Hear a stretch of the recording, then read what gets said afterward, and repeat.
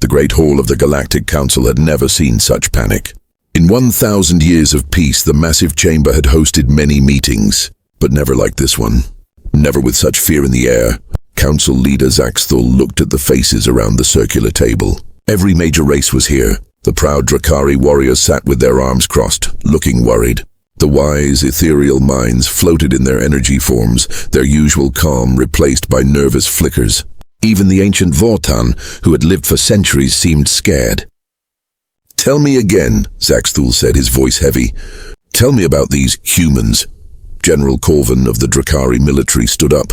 His battle scars told stories of countless wars. But today, even this veteran warrior looked shaken.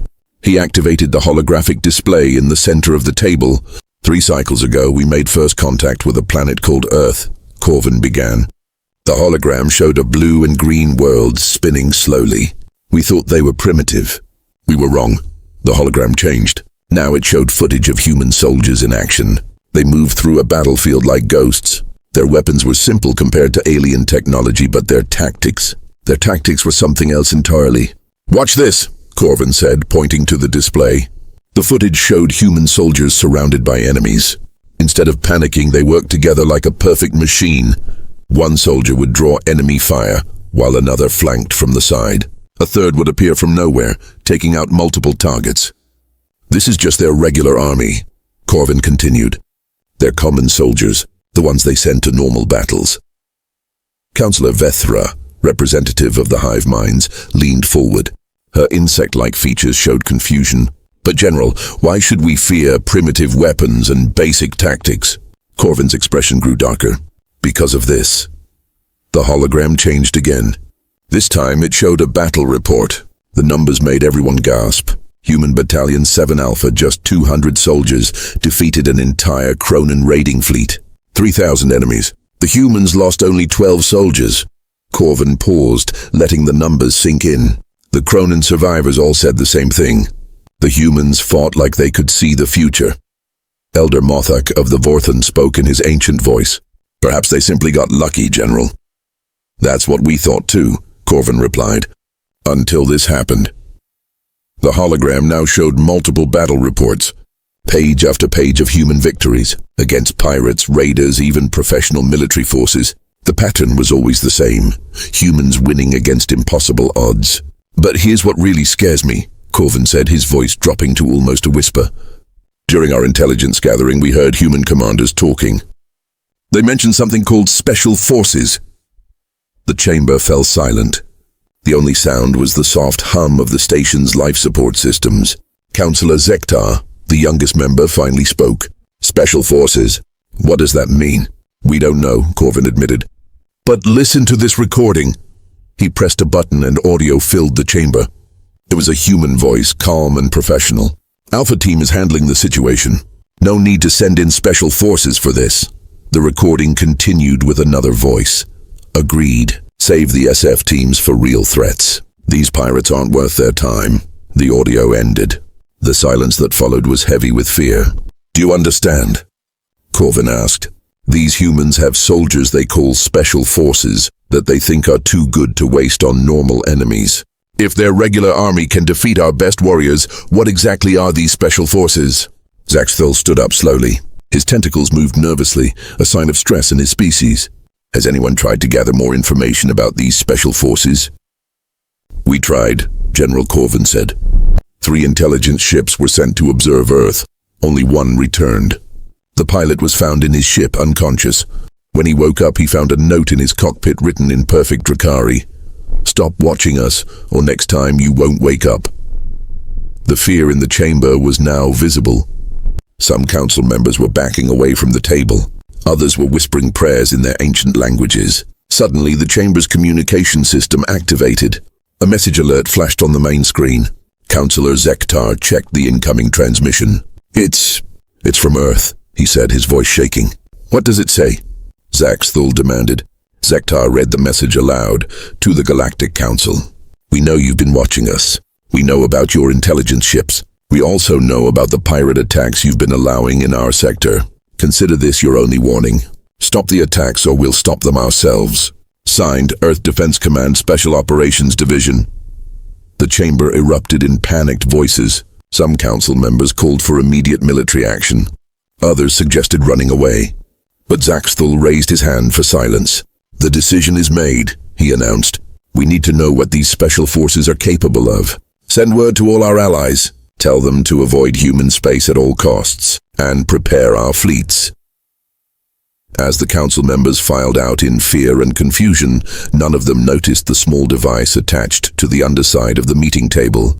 A device that had been recording everything. A device that was already transmitting their entire conversation to a small, dark ship hidden in the asteroid belt nearby. Inside that ship, a human operator smiled as he listened to the aliens' panicked voices.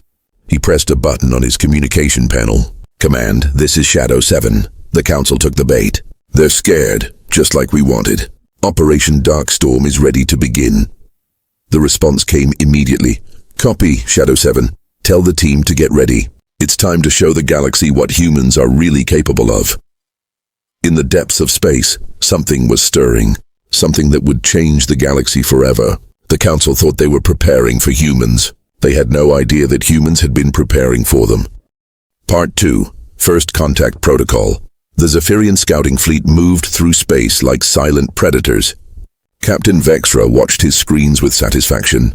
3 ships, completely invisible to primitive scanners. Or so he thought. "Target planet in sight, Captain," reported his navigator. Through the view screen, Earth appeared as a small blue dot growing larger. "Perfect," Vexra smiled, showing his sharp teeth. "These humans won't even know we're here. We'll study their military, report back to the council, and be home in time for the victory celebration." What Captain Vexra didn't know was that his invisible ships had been detected the moment they entered Earth's solar system, deep underground, in a facility that didn't exist on any official map. Alarms were already sounding. Colonel Sarah Chen looked at the tactical display. 3 alien ships trying to be sneaky. She almost smiled. Almost. "How long have they been watching us?" asked Lieutenant Marcus Kane, leader of Delta 7 Special Forces Team. 48 hours, Chen replied. "They think they're being clever, hiding behind asteroid fields and using what they think is advanced stealth technology." Marcus raised an eyebrow. "Think? Their stealth tech is about 20 years behind ours." "Exactly." Chen turned to face the small team of 5 soldiers standing in the briefing room. These weren't ordinary soldiers. Delta 7 was one of Earth's most elite special forces units. They had trained for scenarios that most people couldn't even imagine. "Gentlemen, ladies," Chen began, "it's time for first contact, but we're going to do it our way." On his ship, Captain Vexra felt confident as they approached Earth's moon. "Begin scanning their military installations," he ordered. "The Council wants to know everything about human weapons and tactics." The scan began. Immediately, Vexra's crew started seeing things that confused them. Human military bases that looked too advanced. Weapons that seemed impossible for such a young species. Technology that reminded them of their own, but somehow better. "Captain," his science officer called out, "these readings don't make sense. Some of their facilities are showing energy signatures we can't identify." "Impossible," Vexra snorted. "They're primitives. Keep scanning." What they didn't notice was the small ship approaching from behind. It was so small it looked like space debris on their sensors. Inside that ship, Marcus Kane and his team were getting ready for the most important mission in human history. "Remember, people," Marcus whispered into his comm, "we want them alive. This is a learning experience for both sides." His team nodded. Specialist Rodriguez checked her hacking equipment. Sergeant Wong tested his non-lethal weapons. Corporal Liu examined the alien ship schematics they had somehow obtained. Private Johnson made sure their stealth suits were working perfectly. The Zephyrian ship shook slightly. Captain Vexra frowned. "What was that?" "Unknown, Captain. Could be solar wind interference." It wasn't solar wind. It was Marcus and his team attaching their ship to the alien hull using magnetic clamps. Within minutes, they had found an airlock and begun cutting through. "Strange," Vexra muttered, looking at his instruments. "I'm reading a small pressure change in Section 7. "Should we investigate, Captain?" "No, keep scanning the planet. These readings are probably just..." The lights went out. Emergency power kicked in, bathing the bridge in red light. Vexra jumped to his feet. "What's happening?" "Unknown, Captain." All our main systems just went offline. That's impossible. This ship has 3 backup systems. What Vexra didn't know was that Specialist Rodriguez had just finished uploading a virus into their computer system. A virus that didn't destroy anything but simply took control. The humans weren't just inside the ship now, they owned it. "Captain," came a voice over the ship's own communication system. But it wasn't one of his crew. It was speaking in perfect Zephyrian language, but the accent was human. "Who is this?" Vexra demanded. "This is Lieutenant Marcus Kane of Earth Defense Special Forces," the voice replied calmly. "We need to talk." Panic spread through the alien crew. How had humans gotten on their ship? How did they speak Zephyrian? How had they taken control of their systems? "Impossible," Vexra shouted. "This ship is invisible to your primitive technology." There was a pause. Then, to Vexra's horror, human laughter came through the speakers. "Captain Vexra," Marcus said, still sounding amused, "we've been tracking your fleet since you entered our solar system 2 days ago. We know you're here on a scouting mission for something called the Galactic Council. We know you think we're primitive, and we know you're scared." The bridge door opened with a soft hiss. 5 figures in black tactical gear walked in. Their faces were hidden behind advanced helmets, but their movements were smooth and confident. Each one carried weapons that looked nothing like the primitive firearms the Council had expected. Captain Vexra reached for his sidearm, but found his hand wouldn't move. He looked down to see some kind of energy field holding him in place. "Paralysis beam," Marcus explained, removing his helmet to reveal a young human face with calm, intelligent eyes. "Don't worry, it's temporary. We're not here to hurt you." But how?" Vexra stammered. "Your species is barely out of its planetary infancy. You shouldn't have technology like this." Marcus walked closer, his team spreading out to secure the bridge. "Captain, I think there's been a misunderstanding.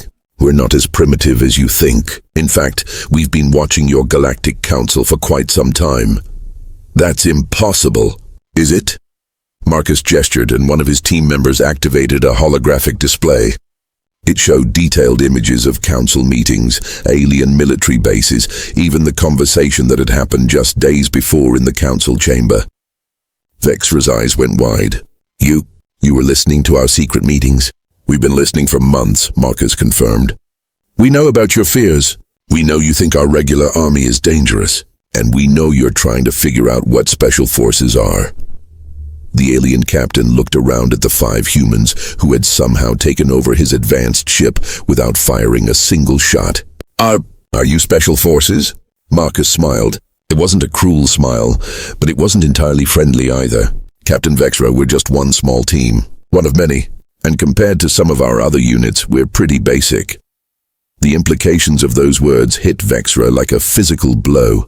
These humans had infiltrated his ship, taken control of his systems, and captured his entire crew without anyone even knowing they were there. And they were calling themselves basic. "What do you want?" Vexra asked quietly. "To talk," Marcus replied. "Your council is afraid of us. They're making plans. Some of those plans aren't very friendly.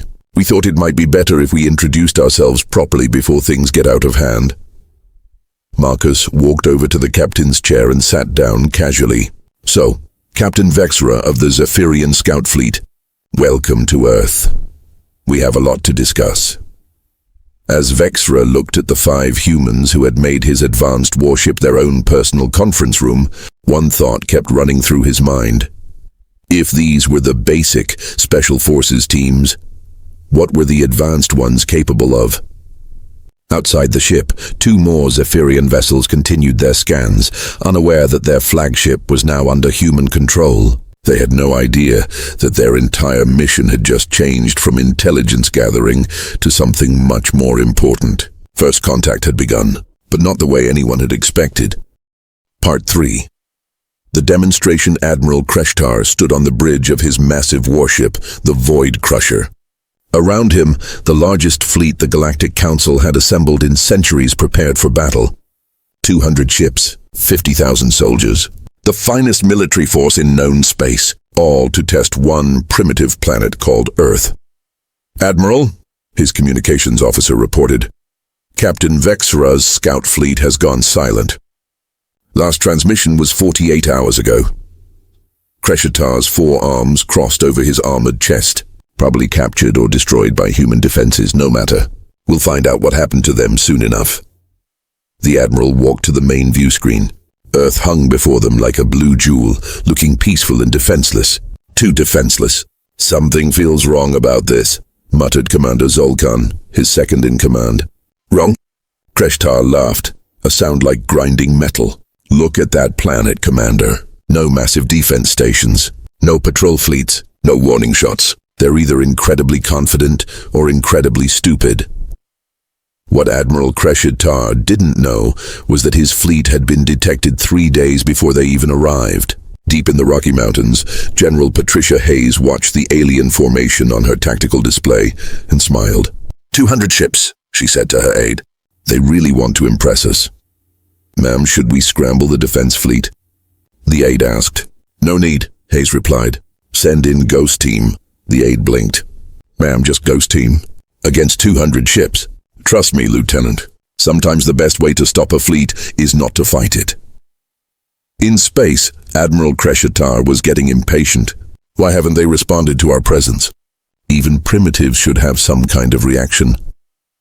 Perhaps they're afraid, Admiral, suggested Commander Zolkan. Or perhaps they're preparing something, came a new voice. Everyone on the bridge spun around. Standing near the back wall was a figure in black tactical armor. The helmet was smooth and featureless, giving no hint of the face beneath. No alarms had sounded. No sensors had detected an intrusion. The figure had simply appeared. Security to the bridge, Kreshtar roared, reaching for his weapon.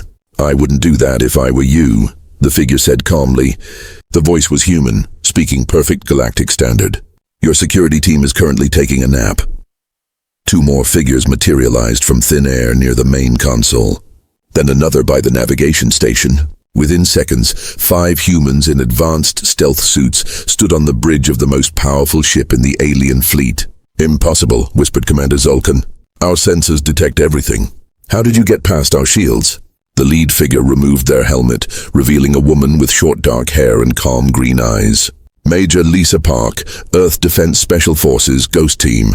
And to answer your question, Commander, we've been on your ship for 6 hours. The bridge fell silent except for the hum of ship systems. 6 hours. These humans had been walking around their most secure vessel for 6 hours without being detected. What do you want? Admiral Kreshatar demanded, though his voice had lost much of its earlier confidence. To give you a demonstration, Major Park replied. The Council sent you here to test our capabilities, so let's test them. She gestured to one of her team members who activated a small device. Suddenly, every screen on the bridge lit up with new information. Ship schematics, crew locations, weapon systems. Everything about the alien fleet was being displayed in perfect detail. What you're seeing, Park explained, is real-time data from every ship in your fleet. We've been inside all of them for the past 6 hours. Admiral Kreshatar felt his blood turn cold. All of them?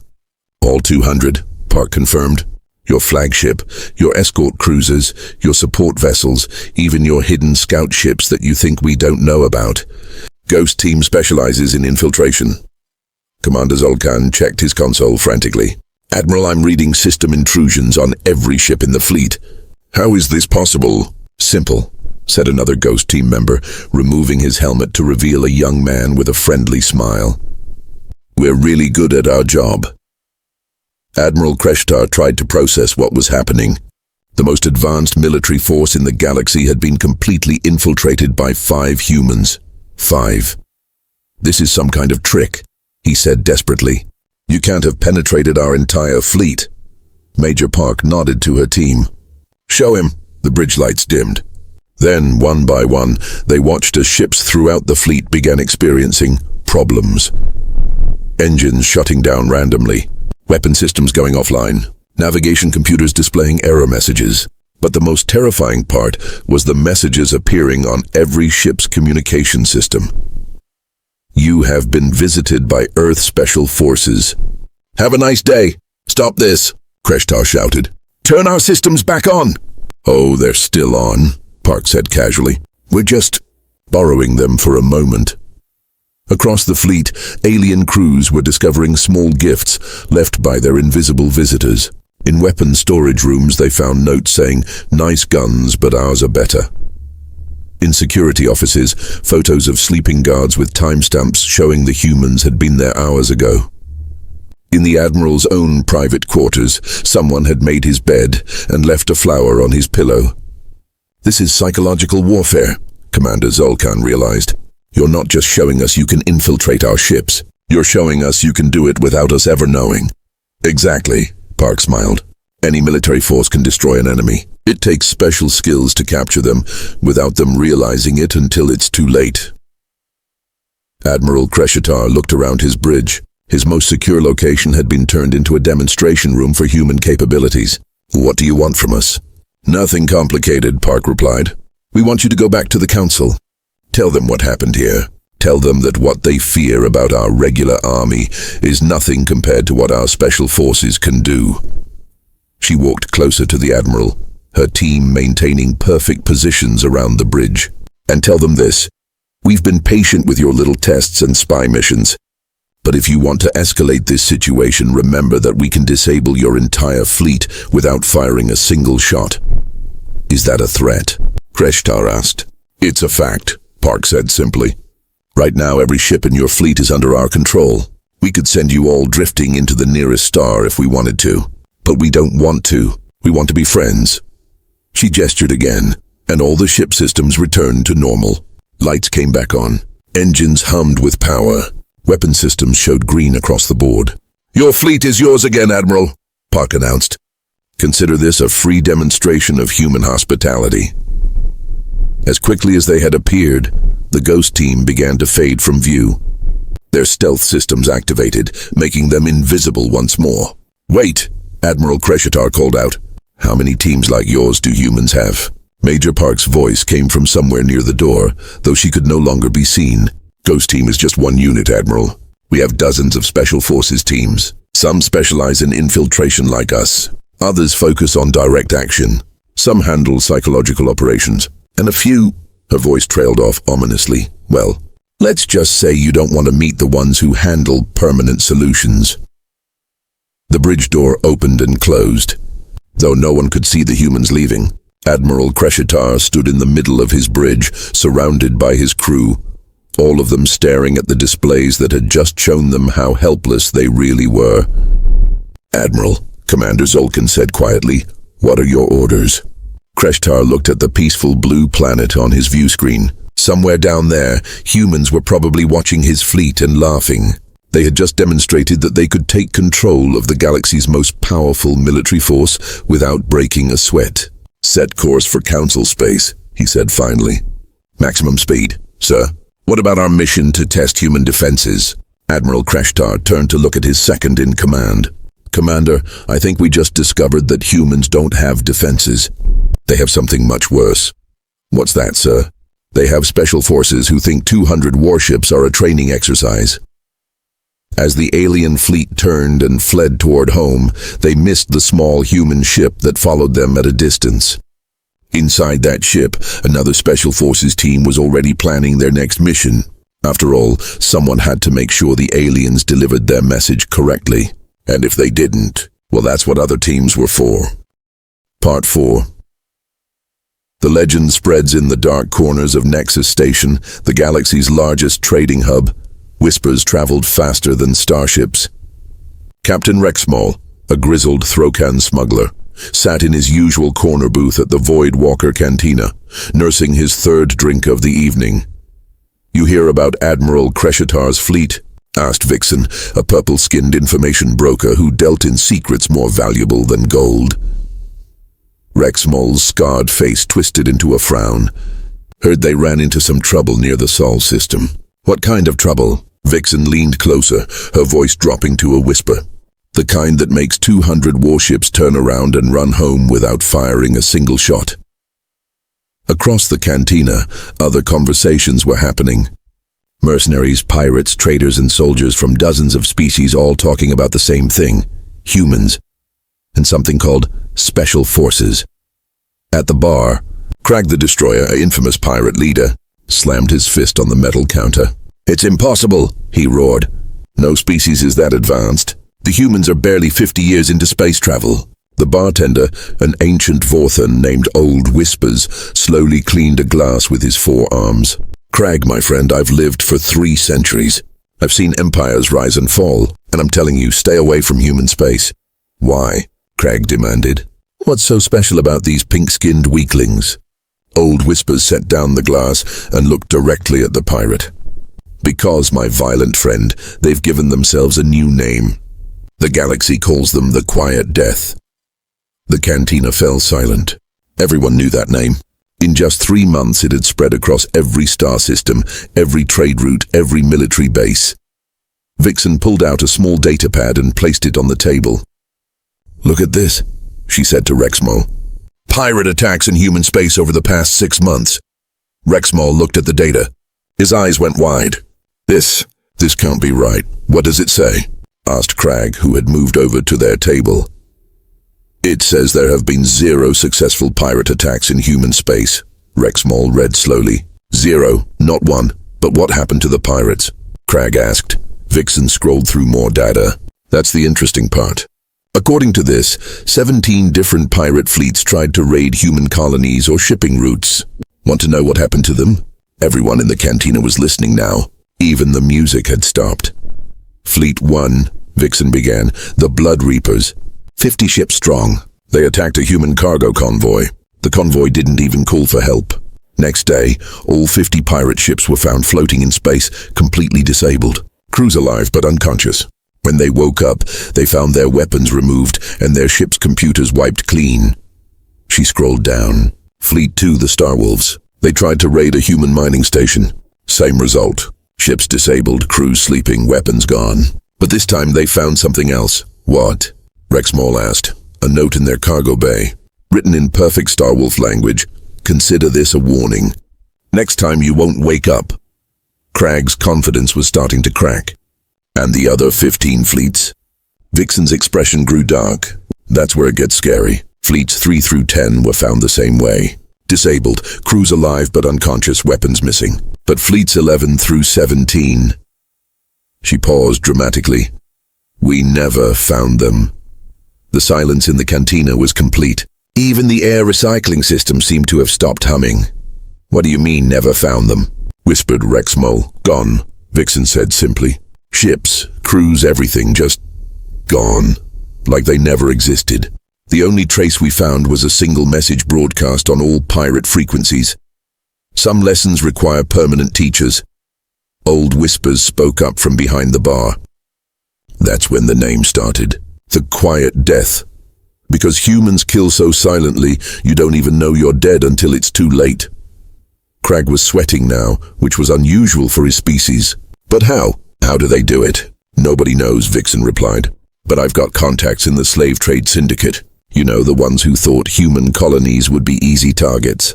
Everyone nodded. The syndicate was known for capturing civilians from weak planets. 3 syndicate fleets tried to raid human settlements, Vixen continued. The first fleet was found drifting in space. Crews alive, ships disabled, same as the pirates.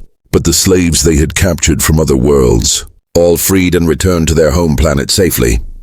And the other 2 fleets? Rexmol asked, though he was afraid of the answer. Never seen again. But their slave compounds back on syndicate worlds. All empty. Every single slave freed, every guard knocked unconscious. Security footage showed nothing. One moment the compounds were full, the next they were empty. She pulled up another file. The syndicate sent investigators. They found one thing in each compound. A message carved into the wall. Slavery is not tolerated. This is your only warning. At a table near the back, a group of mercenary guild veterans were having their own conversation. Captain Mordak, a legendary soldier who had fought in 100 battles, looked troubled. I got offered a contract last week, he told his squad. Big money. Simple job. Attack a human research station. Why didn't you take it? Asked his lieutenant. Because I called my friend Veltar first. You remember Veltar, right? Best mercenary in the Outer Rim? His squad nodded. Well, Veltar took a contract against humans 3 months ago.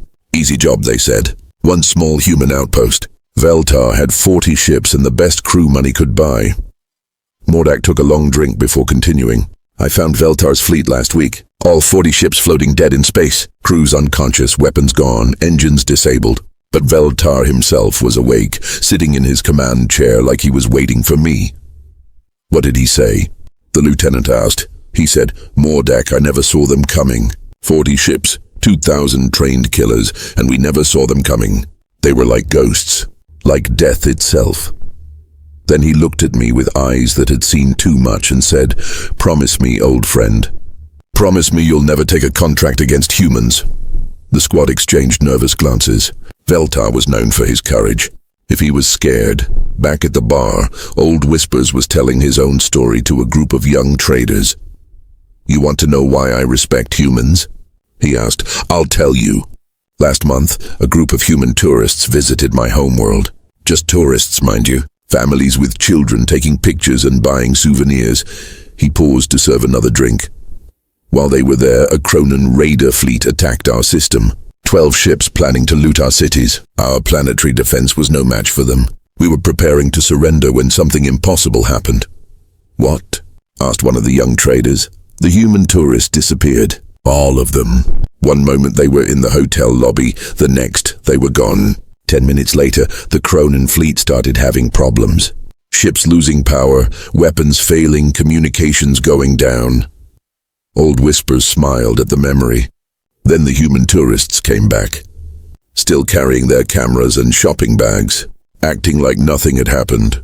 But the Kronan fleet was completely disabled, floating helpless in space. Just tourists did that? The trader asked in disbelief. That's what I thought too, Old Whispers replied, until I saw one of them, a grandmother with gray hair, quietly putting what looked like military equipment back into her purse. That's when I realized something terrifying. He looked around the group with ancient, wise eyes. If human tourists can disable a raider fleet, what can their actual soldiers do? Across the cantina, conversations were dying down. The same conclusion was being reached at every table, every booth, every corner where beings gathered to share information. Rex Moll summed up what everyone was thinking. So let me get this straight. Human regular forces can defeat professional armies. Their special forces can infiltrate and disable entire fleets without being detected. And even their civilians might be dangerous? Vixen nodded grimly. And that's just what we know about. There are rumors of other human military units. Shadow teams that specialize in hunting specific targets, cleanup crews that make problems disappear permanently, support units that can supply operations anywhere in the galaxy without being detected. She closed her datapad and looked around the cantina. The smart money says humanity is not just another military power. They're something the galaxy has never seen before. Crag, who had started the evening boasting about his pirate victories, now looked like a scared child. What do we do? Old Whispers answered from behind the bar, his voice carrying the wisdom of centuries. We do what every intelligent species does when faced with a superior predator. Which is? We stay out of their territory, we respect their rules, and we pray they never decide we're a threat. As the evening wore on, the same conversations were happening on thousands of stations, ships, and worlds across the galaxy. Humanity had become the topic everyone discussed, but no one wanted to face. The legend was spreading, and with each telling it grew larger, darker, and more terrifying. In the depths of space, human listening posts intercepted these conversations. The reports went up the chain of command, eventually reaching a small office on Earth, where a general smiled as she read them. Operation Reputation is working perfectly, she said to her aide. The galaxy is starting to understand what they're dealing with. Ma'am, the aide asked, what happens when the council realizes they can't win a war against us? Part 5. The Offer Ambassador Thelvax had seen many things in his long diplomatic career. He had negotiated peace between warring empires, prevented galactic wars, and sealed trade agreements worth trillions of credits, but he had never been as nervous as he was today. Standing before the gates of the United Nations headquarters in New York, Earth, he felt like a child approaching a sleeping dragon. His hands shook slightly as he adjusted his formal robes. Behind him, his security detail of 12 elite council guards tried to look confident, but their eyes kept scanning the sky for threats that might appear from nowhere. "Ambassador," his aide whispered, "are you certain about this?" The council could have sent a message instead of, "No," Thelvax interrupted. After what happened to Admiral Kreshitar's fleet, the council decided that only a face-to-face meeting would show proper respect. "We can't afford to insult these humans anymore." What the ambassador didn't know was that his every word was being recorded. Hidden devices, so small they couldn't be detected by any known technology, had been placed on his ship the moment it entered Earth's solar system. The humans weren't just meeting with him. They had been studying him for days. In a secure conference room deep beneath the UN building, Secretary General Maria Santos reviewed the files on her desk. Next to her sat General Patricia Hayes, Admiral Chen Wei-Ming, and Director James Park of Earth Defense Intelligence. "So," Santos said, looking at the alien psychological profile, "the Council is scared enough to send their best diplomat.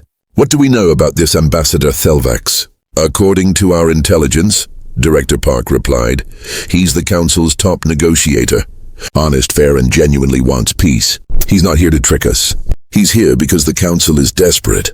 General Hayes smiled grimly. "Good. Desperate people make reasonable offers." Admiral Chen pulled up a holographic display showing the ambassador's ship. "His security detail is interesting. They brought their best guards, but they're positioned defensively, not offensively. They're more afraid of us attacking them than planning to attack us." "Which means," Santos asked, "they truly believe we could destroy their ship before they could react," Director Park explained. "Based on their conversations we've intercepted, they think our special forces could infiltrate their vessel without them knowing, just like we did to the war fleet." Santos nodded. "Let them keep thinking that. What's their offer?" General Hayes consulted her notes. "Full membership in the Galactic Council, with all the benefits that includes. Access to their technology, trade networks, and star charts. Plus, they want to hire our military as Council peacekeepers. And in return, we help them maintain order in the galaxy. Basically, they want our special forces to be their enforcers." Admiral Chen laughed. "They want to hire the people they're afraid of to scare everyone else." "Smart move," Director Park admitted. "If you can't beat them, employ them." 30 minutes later, Ambassador Thelvax sat across from the human delegation in a simple conference room. He had expected something grand, intimidating. Instead, the humans had chosen a normal meeting room with a wooden table and comfortable chairs. Somehow, this made him even more nervous. "Ambassador Thelvax," Secretary General Santos began, "thank you for coming so far to meet with us. We understand the Council has a proposal." Thelvax straightened his robes and activated a holographic projector. Images of star charts, trade routes, and technological schematics filled the air between them. "Honorable humans," he began formally, "the Galactic Council recognizes that we may have misunderstood your capabilities. We wish to correct this error and offer full partnership." He gestured to the star charts. "Membership in the Council would give humanity access to over 10,000 inhabited worlds. Trade opportunities worth more wealth than your planet has ever seen." The humans listened politely, their faces revealing nothing. "Additionally," Thelvax continued, "we offer complete access to our technological databases, faster-than-light communication, advanced medical treatments, energy sources that could power your entire civilization for millennia." Still no reaction from the humans. The ambassador took a deep breath and played his final card. "And we offer military contracts. The Council would like to employ human forces as peacekeepers. Your special forces would help maintain order in troubled regions of the galaxy." He paused, waiting for excitement, gratitude, or at least interest. Instead, Secretary General Santos simply asked, "And what would you want in return?" "Just your partnership," Thelvax said quickly. "We provide technology and opportunities. You provide security and military expertise. A fair exchange." Santos looked at her colleagues, then back at the ambassador. "That's a generous offer, Ambassador, but I'm afraid we'll have to decline." The alien's face went through several colors, finally settling on a pale blue that indicated shock. decline, but this is the greatest offer in galactic history. No species has ever been given such opportunities. General Hayes leaned forward. Ambassador, may I ask you something? How long have you been watching us? Watching you? Thelvax repeated, confused. Your scout ships, your intelligence gathering, your fleet movements. How long have you been studying humanity? Thelvax shifted uncomfortably. We began observations approximately 1 year ago. 1 year, Admiral Chen said thoughtfully. And in that time, how much have you learned about our actual capabilities? Well, we know your military is surprisingly effective. Director Park smiled. Ambassador, what if I told you that everything you've seen, our technology, our tactics, our special forces operations, what if I told you that's just what we wanted you to see?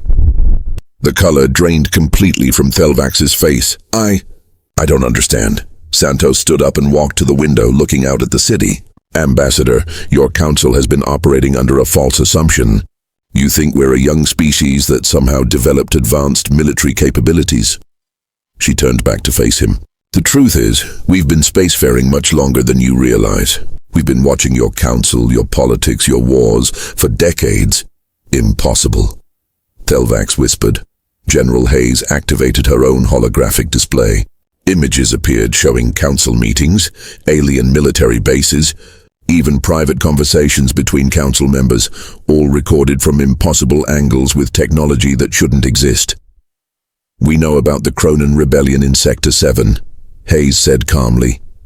We know about the resource wars in the Outer Rim. We know about the ancient enemy that your council has been hiding from the galaxy. Thelvax's eyes went wide. You know about the Devourers? The room fell silent. The humans exchanged glances. So that's what you call them, Director Park said quietly. The entities beyond the galactic rim, the ones that consume entire star systems. How do you know about them? Thelvax stammered. Admiral Chen's expression grew serious. Because, Ambassador, we've been fighting them for 50 years. The revelation hit Thelvax like a physical blow. Fighting them?